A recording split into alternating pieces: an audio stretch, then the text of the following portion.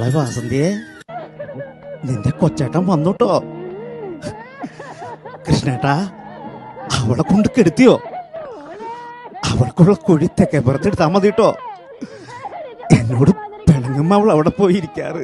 ഇങ്ങനെ ഒരു കഴുതക്കുട്ടി. എന്റെ വാസന്തി ഇല്ലാത്ത ലോകം എനിക്ക് കാണണ്ട. എന്റെ വാസന്തി ഇല്ലാത്ത ലോകം എനിക്ക് കാണണ്ട. എന്റെ കണ്ണുകളൊക്കെ മീൻ കുത്തിയെടുത്തു പറഞ്ഞിട്ടല്ലോ. പേട്ടനെ പോലെ കണ്ണു കാണാതായി നിനക്കുമല്ലേ? തോമസാറ് വന്നോ? തോമസാറ് പാവാ.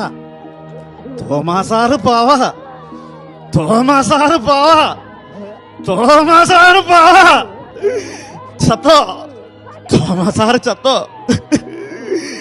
എന്റെ പെങ്ങളെ കീറി മുറിക്കാതെ നോക്കിയന് എന്താ ഞാനിനി ചെയ്യാ? എല്ലാം വിധിയാ. മോളെ വാസ